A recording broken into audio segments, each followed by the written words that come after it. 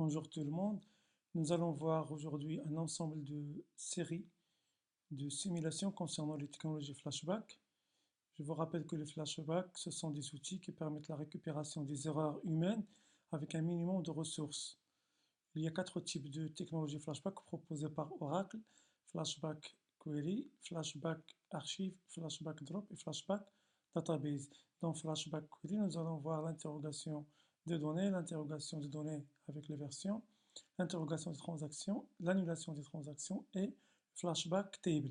Avant de commencer cette simulation, nous allons voir tout d'abord la syntaxe de création du tablespace responsable de ces flashbacks, qui est le tablespace undo, et nous allons voir la différence entre les deux modes de rétention de la création, à savoir garantie et non garantie.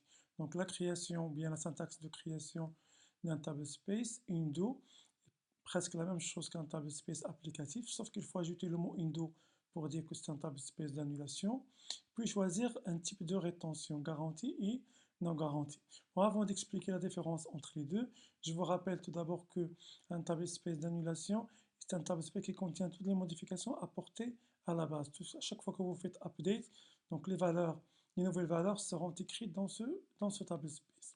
La différence entre garantie et non garantie, c'est que garantie donne la priorité au bloc de données. Autrement dit, si les fichiers de ce tablespace ont une taille très limitée et s'ils sont pleins, quand une transaction arrive, elle sera rejetée parce qu'elle va donner la priorité au bloc d'annulation, au segment d'annulation. Par contre, non garantie, bon, c'est une rétention qui donne la priorité aux transactions.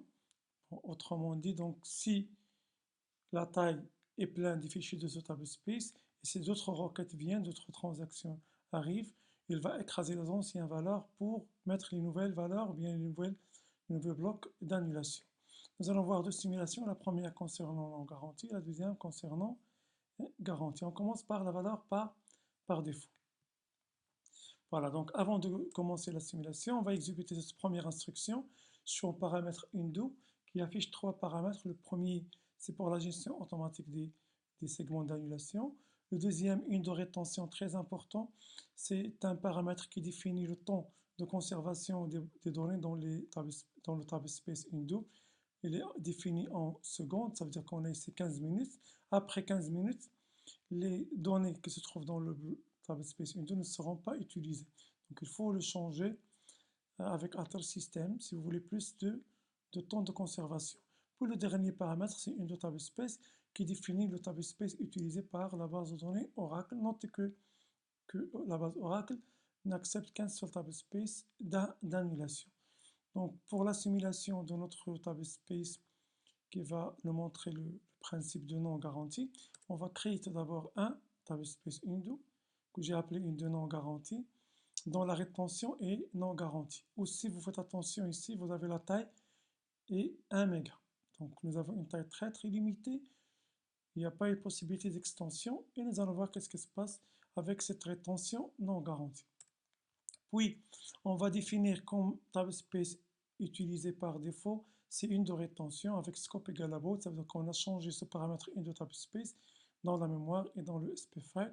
Donc maintenant, on ne travaille pas avec une de TPS1, on travaille avec le tablespace qu'on vient de créer avec une taille très limitée et avec la rétention non garantie. On va exécuter un premier bloc PLSQL après la création de la table T non garantie avec deux champs, un identifiant et un nom, juste à titre d'exemple. Ce premier bloc PLSQL permet d'insérer seulement des lignes avec I comme compteur et la valeur SGA.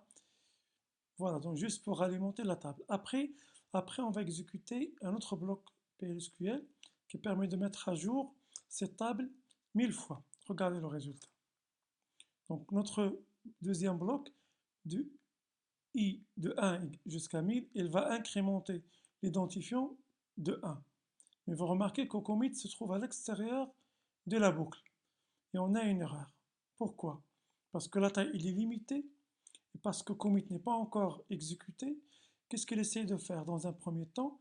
De mettre toutes les valeurs de update dans ce bloc, dans ce tablespace par défaut, qui est le tablespace undo non garanti.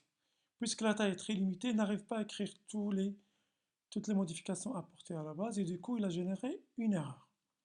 Bon, maintenant qu'est-ce qu'on va faire? On va exécuter la même requête, mais on va faire entrer commit à l'intérieur de la boucle. Mais avant, on doit exécuter une requête pour la vérification. Pour la valeur max de id, elle retourne 10. Rappelez-vous qu'on a inséré ici 10 lignes. Donc pour le moment, il a rejeté tout. Il n'a pas accepté aucune de ces modifications. On va exécuter maintenant, comme je viens de le dire, le même bloc PLSQL, mais avec commit à l'intérieur de la boucle. Ça veut dire pour chaque update, il va mettre à jour. Et quand elle fait ça, puisqu'on est dans le mode non garanti qui donne la priorité aux transactions, il va écraser les anciens blocs de données pour les nouvelles, par les nouvelles données.